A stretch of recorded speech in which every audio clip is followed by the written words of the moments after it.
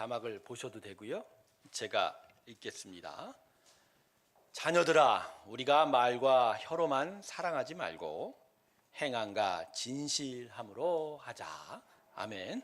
두 번째 말씀은 로마서 10장 9절에서 10절 두 절의 말씀입니다. 이 말씀 우리 한 목소리로 같이 한번 읽을까요? 로마서 10장 9절에서 10절 사이의 말씀 같이 읽습니다. 시작. 내가 만일 내 입으로 예수를 주로 시인하며 또 하나님께서 그를 죽은 자 가운데서 살리신 것을 내 마음에 믿으면 구원을 받으리라. 사람이 마음으로 믿어 의에 이르고 입으로 시인하여 구원에 이르느니라. 아멘. 우리 하나님께 영광의 박수 올려드리겠습니다. 아멘. 오늘도 하나님의 크신 기쁨과 평강이 우리 심령 가운데 함께하길 주님의 이름으로 축원합니다. 우리 잠깐 기도하겠습니다. 하나님, 오늘도 우리와 함께 하십니다. 우리를 향한 하나님의 거룩한 사랑, 그 은혜를 말씀을 통해서 허락하여 주시고 또 진리의 빛이 비추일 때 성령의 도우심을 따라 그 빛 가운데로 나아가는 저희의 심령들, 인생들 발걸음되게 하여 주시옵소서. 감사드리며 예수님의 이름으로 기도드립니다. 아멘. 이 시대의 세태를 표현하는 문장들이 여러 개가 있는데 그 중에서 마음에 와닿는 건 이거인 것 같아요. 이 시대는 감동이 사라진 세상이다. 다만 자극만 있을 뿐이다. 우리들의 오감을 유혹하고 건드리는 수많은 자극들은 넘쳐나는데 정작 우리들의 마음에 어떤 떨림을 주는, 그래서 우리들의 마음을 움직이는 그 무언가의 만짐, 그런 감동이 점차 살아가는 시대라는 거죠. 그래서 이 감동이 사라진 세상 속에서 사느라고 우리 모두가 다 참 퍽퍽하게 살고 있는 것 같습니다. 퍽퍽하다, 거칠게 살다라는 거죠. 그러면 왜 우리 시대가 감동이 없는 세상이 되어갈까요? 저는 그 이유를 진심이 사라졌기 때문이라고 봅니다. 그러니까 진심이 잘 안 보이고 진심을 찾는 것에 실패하고 있기 때문에 감동도 사라진 거라는 것이죠. 여러분, 진심이라는 게 결국 단순한 거죠. 거짓이 없는 마음을 말하는 것인데 흔히 진정성이라고 하지 않습니까?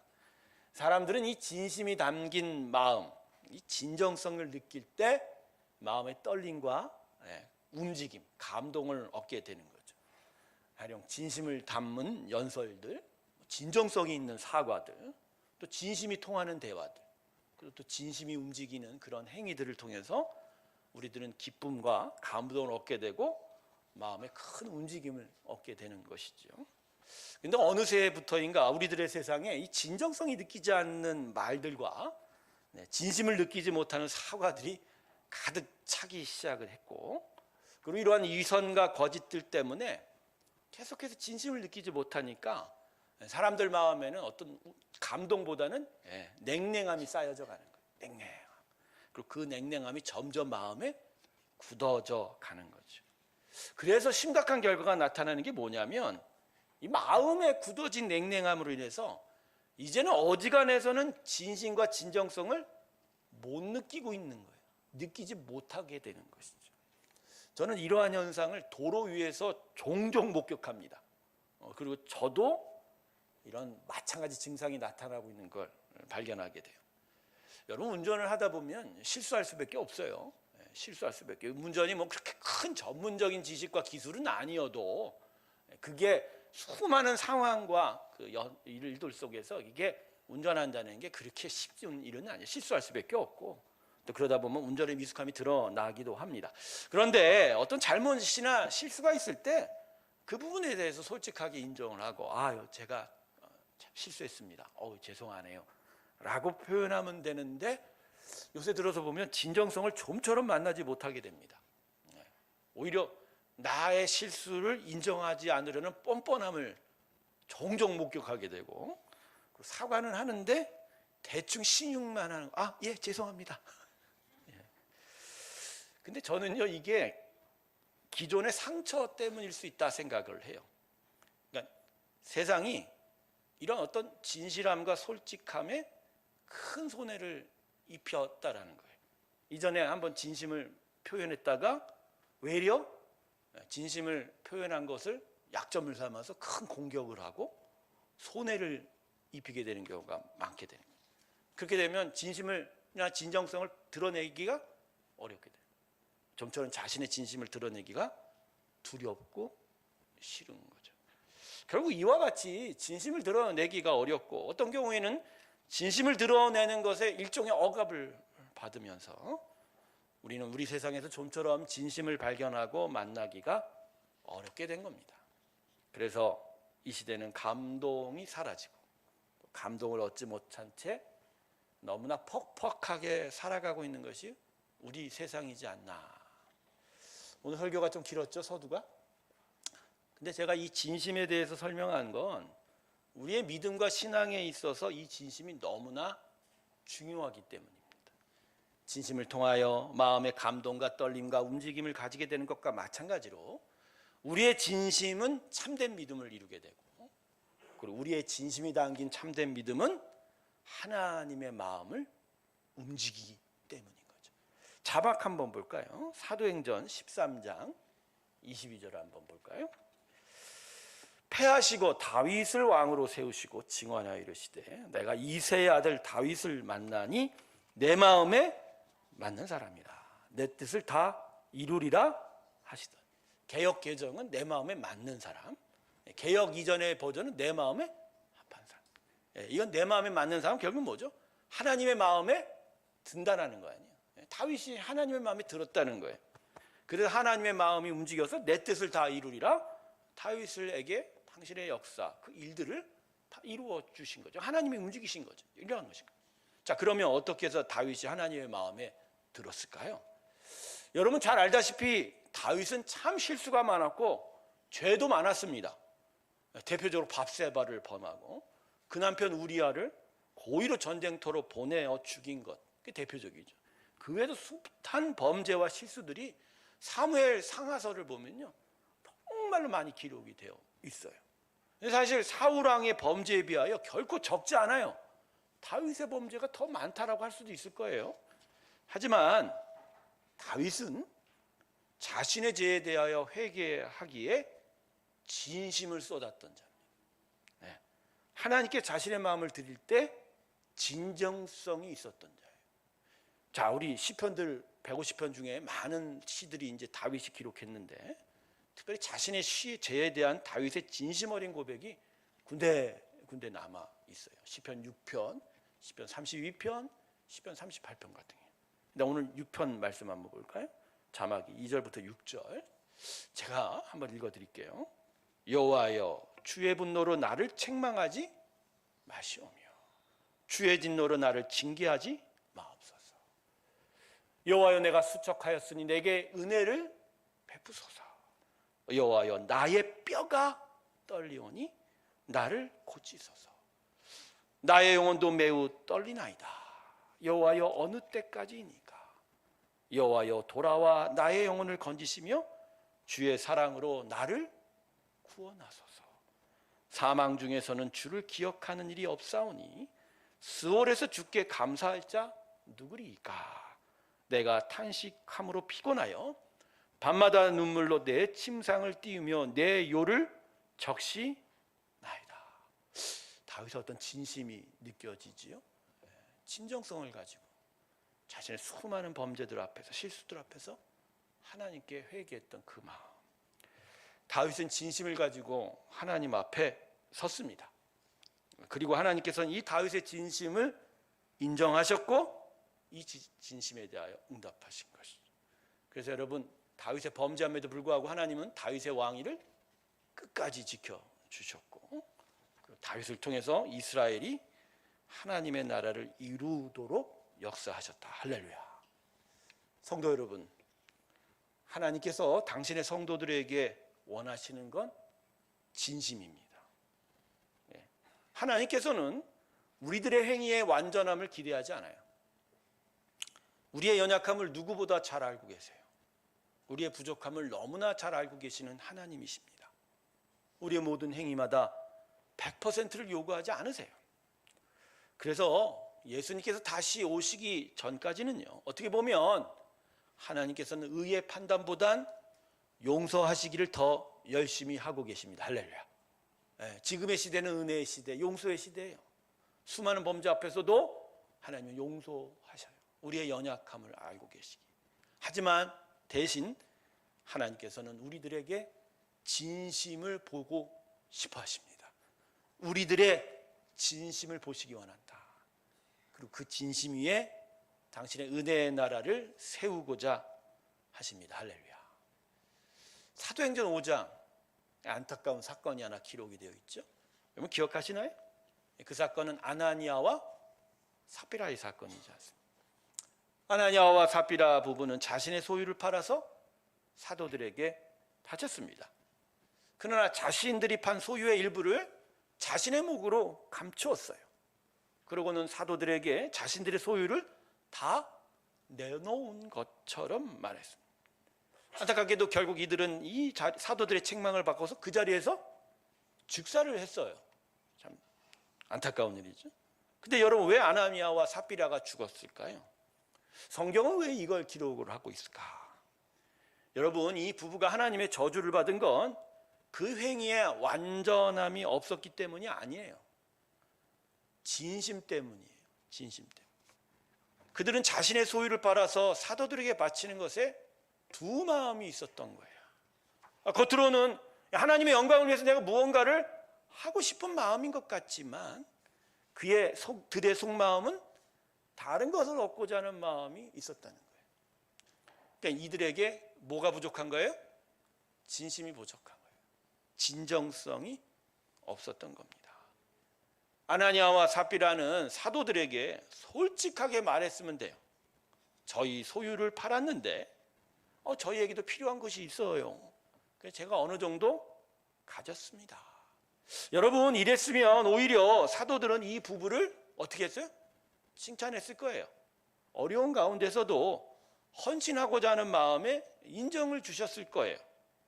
근데 이들은 그걸 바라지 않았어요. 사도들에게 받을 칭찬과 교회에서 성도들에게 얻을 존경과 명예를 위해서 이러한 진실함과 솔직함을 포기한 거예요. 저는 본문의 사건이 어떤 의미에서는 우리 시대 교회와 성도들을 위해서 하나님께서 일부러 당신의 마음을 분명하게 드러내신 거라고 생각합니다. 진심을 가지지 못한 것 쳐놓고 이 두 사람이 그 자리에서 직사한 거 말입니다. 이게 너무 한 것 아닌가라는 생각이 저도 성경을 읽을 때마다 들기는 합니다만, 그러나 이 사건을 이렇게 기록하면서 하나님께서 하시고 싶은 마음은 당신의 교회 성도들에게 무엇이 중요하다? 진심이 중요하다. 행위의 완전함이 아닌 진심이 중요하다는 걸 강조하자 하는 것이죠. 그래서 여러분, 믿음은 진실된 마음을 가지는 거예요. 뭐라고요? 진실된 마음. 마음에 품은 생각과 고백이 그대로 삶으로 나타나는, 마음에 가진 생각과 고백이 삶의 행위와 다르게 되면 그건 믿음이라고 할 수 없다는 거죠. 그래서 오늘 본문, 첫 번째 본문이 요한 1서 3장 18절이 이렇게 말씀하는 거 아닙니까? 자녀들아, 우리가 말과 혀로만 사랑하지 말고 행함과 진심, 그 진심이 나타나라는 거죠. 물론 연약하고 부족하기에 성경이 가르치는 대로 다 따라갈 수 없습니다. 못 따라가요. 하나님의 뜻을 다 행할 수 없는 것이 당연한 것일 거예요. 하지만 적어도 믿는다라고 한다면 믿음의 고백이 이끄는 길로 방향은 잡기는 해야죠.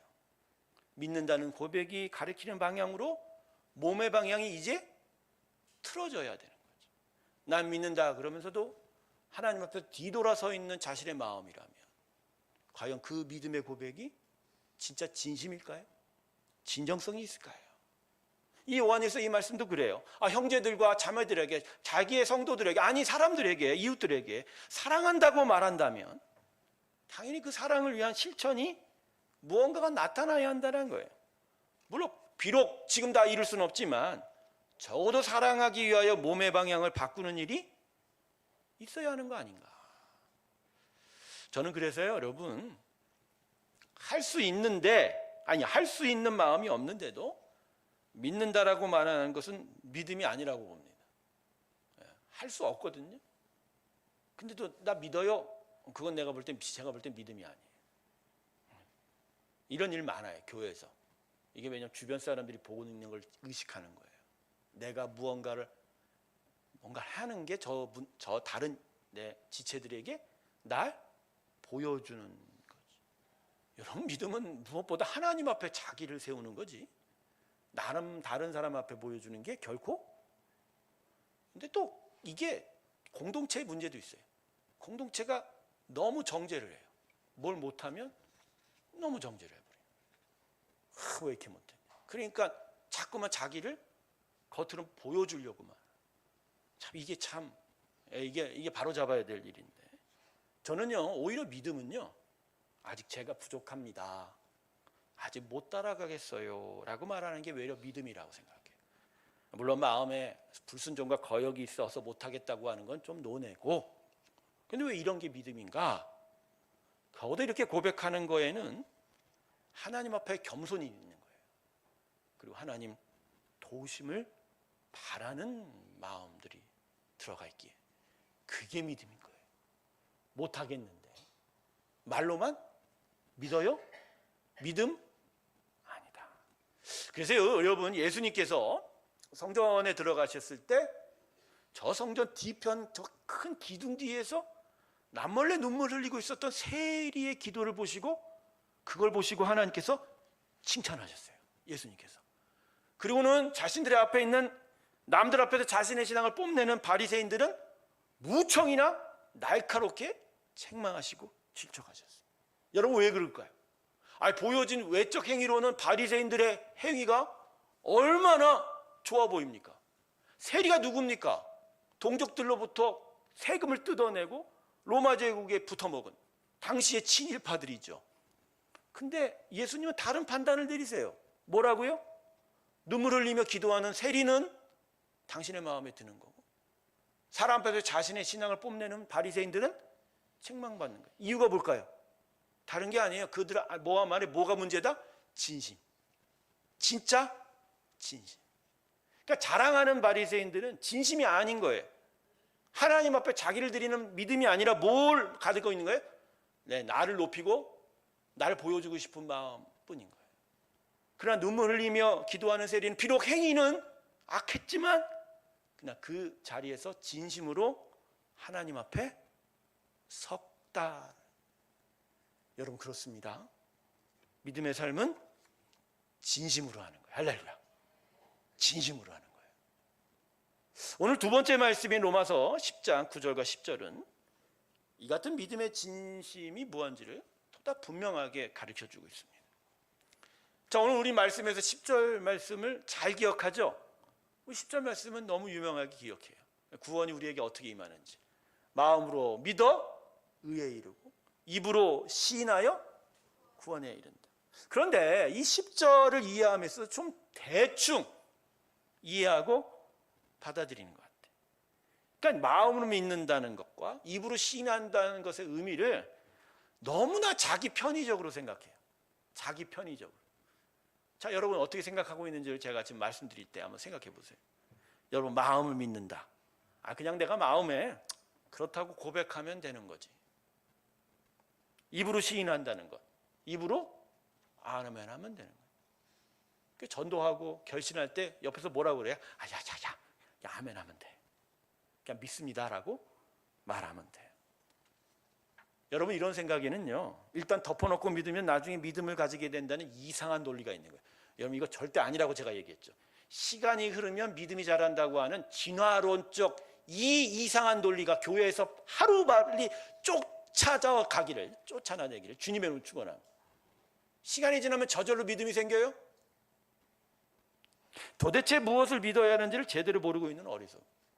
자, 그래서 오늘 이 로마서 10장 10절 말씀을 9절과 함께 붙여져 가는. 그러니까 사실 9절과 같이 붙어서 읽어야 돼. 자, 9절 봅시다. 자, 9절이 뭐라 그러죠? 여러분 같이 한번 읽어주세요. 시작.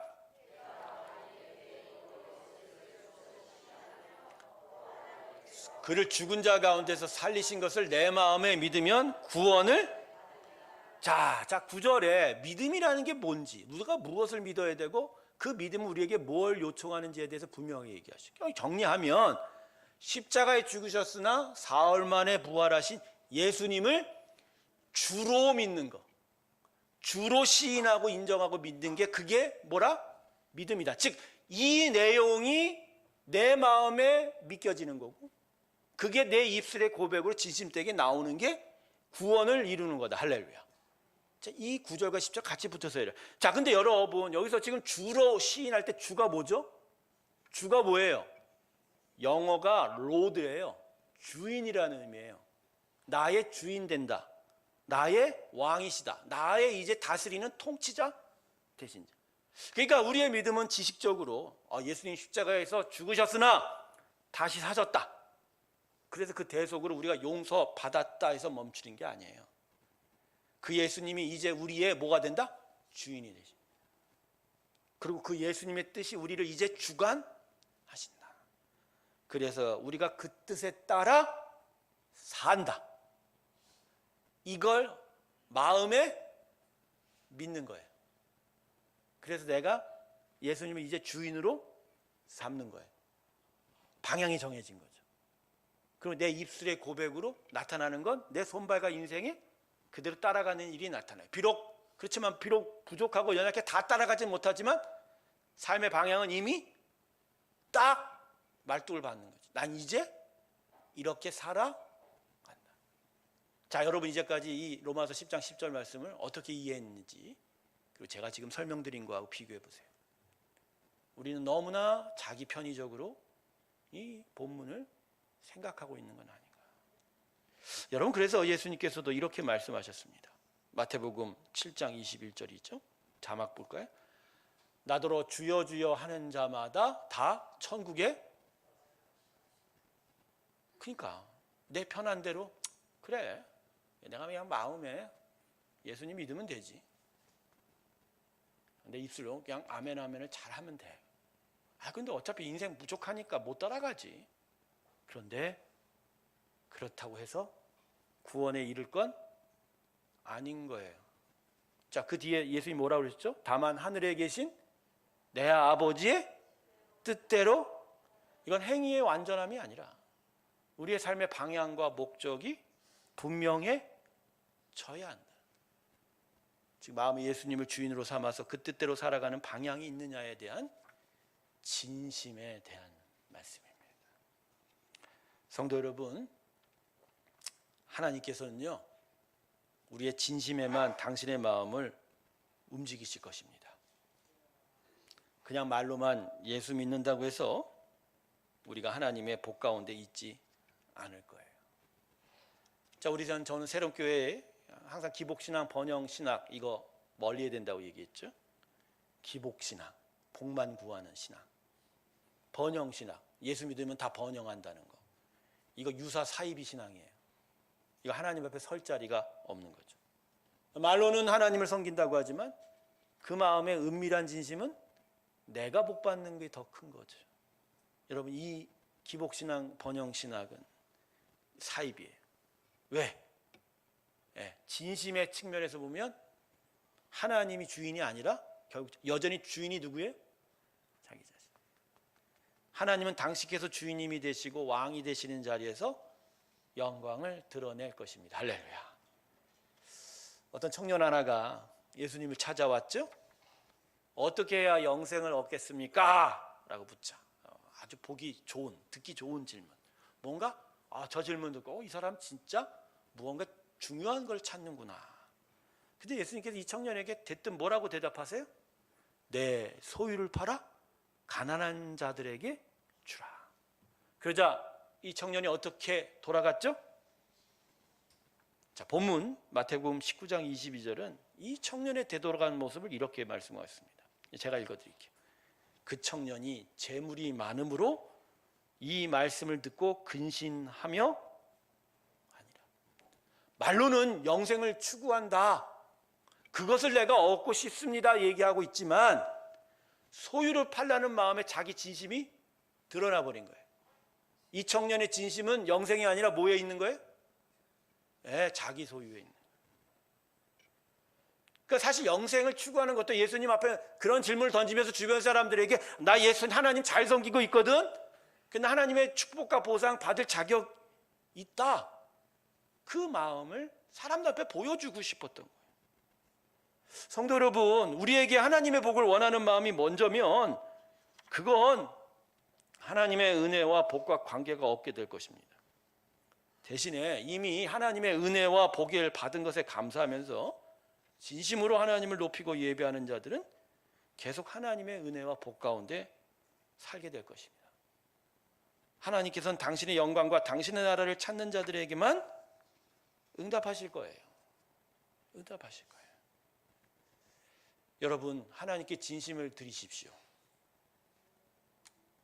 진심을 드리세요. 목사님, 그러면 뭐 항상 믿는다고만 얘기? 아니, 그게 아니라 아까도 얘기했잖아요. 진심이 뭐죠? 저 못 믿겠어요. 그것도 드리세요. 아니요, 내가 못 믿겠으면 그것도 드리세요. 하나님, 제가 못 믿겠어요. 그거 잘못된 거라고요? 아니요. 그 마음을 하나님께 드리는 자는요, 내가 그 믿음 갖고 싶다라는 기대가 있는 거예요. 근데 그 말을 아예 못하는 건 뭐죠? 관심이 없는 거예요. 여러분, 아까도 제가 말씀드렸잖아요. 그냥 안 되는데 된다라고 얘기하는 거 믿음 아니라고. 외려 못하는 거 그냥 솔직하게 얘기하세요. 하나님, 내가 아직까지는 안 돼요. 다른 사람한테 하라는 얘기 아니에요. 그냥 하나님께 드리세요. 솔직하게 내 마음을 드리는 거예요. 근데 그 진심을 들을 때 하나님의 마음이 움직여 거기에 하나님의 은혜와 복이 임하는 것이다. 여러분, 하나님께서는 우리가 드리는 진심이 담긴 믿음의 고백 위에 축복할 것입니다. 신명기 말씀 한번 볼까요? 이 쉐마라는 말씀이죠. 들으라. 구약 율법의 핵심이에요. 근데 여기서 뭐라고 얘기하죠? 이스라엘아, 듣고 삼가 그것을 그리하면 내가 복을 받고 내 조상들의 하나님 여호와께서 내게 허락하신 것 같이 젖과 꿀이 흐르는 땅에서 내가 크게 번성하리라. 자, 무언가를 듣고 삼가 그걸 행하라고 그랬죠. 여러분, 이제까지 이걸 율법이라고 얘기했죠. 근데 아니에요. 자, 이어지는 4절 5절 보세요. 뭐라고 얘기하죠? 이스라엘아, 들으라. 우리 하나님 여호와는 오직 유일한 여호와시니 5절 너는 다 같이 합니다. 마음을 다하고 내 하나님 여호와를. 자, 오늘 이 말씀에 뭐 지켜라, 뭐 해라, 뭐 내라, 뭐 하라 이런 얘기 나와요, 안 나와요? 안 나와요. 그 얘기를 하잖아요. 뭘 지키라고요? 하나님을 사랑하라. 진심을 드려라. 그 진심을 대로 행하라. 그럴 때 하나님이 축복하시고 내가 크게 번성. 하나님을 진심으로 섬기세요. 마음과 뜻과 힘을 다하여 하나님을 사랑하십시오. 그 진심 위에서 하나님의 마음이 움직여 우리는 하나님의 복 가운데 있게 될 것입니다. 저는 사실 하나님 앞에 기도할 때 내가 목사니까 내가 하나님께 믿음을 보여줘야 된다, 난 이런 얘기 한 적이 별로 없어요. 그냥 하나님, 내 사명이죠, 내가 걸어갈 길이죠, 가야 하겠습니다 하지만 수도 없이 하나님 저는 못합니다. 나는 힘이 듭니다. 하나님, 나는 이걸로 그만두고 싶습니다. 하나님, 나는 정말로 너무 부족합니다. 그때마다 제 마음을 그냥 드려요. 못난 거, 부족한 거, 연약한 거, 그거 들어주실 분이 내 하나님이고 그것도 이해하실 분이 우리 하나님이고, 그럼에도 불구하고 그 나의 그 부족한 마음 가운데 그 진심을 하나님 앞에 섰을 때 하나님은 오히려 나에게 당신의 그 크신 은혜로 함께 하실 것을 저는 믿는 거예요. 성도 여러분, 남한테 보여줄 것을 생각하지 마십시오. 내가 누구인가를 드러낼 것을 생각하지 마십시오. 믿음은 진실된 마음으로 하는 거예요. 부족하다고 얘기하셔도 돼요. 모자른다고 얘기하셔도 돼요. 못한다고 얘기하셔도 돼요. 다만 하나님 앞에 나의 마음을 온전히 드리세요.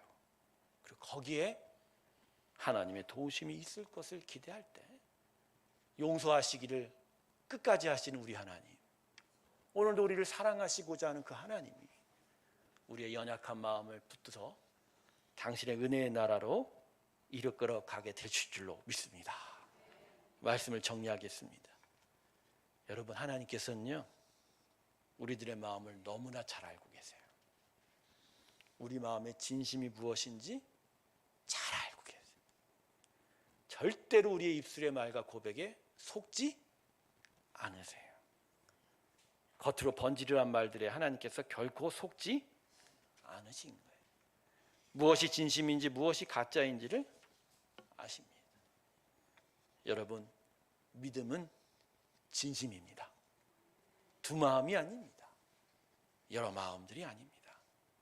오직 하나님을 진심으로 사랑하는 하나의 마음이 믿음인 것을 기억하면서 그런 믿음을 향하여 진심으로 주께 기도하고 고백하며 나서는 오늘 우리의 심령들이 되길 주님의 이름으로 축원합니다. 기도하겠습니다. 행위의 완전함을 보시고자 하는 하나님이 아닌 걸 깨닫습니다.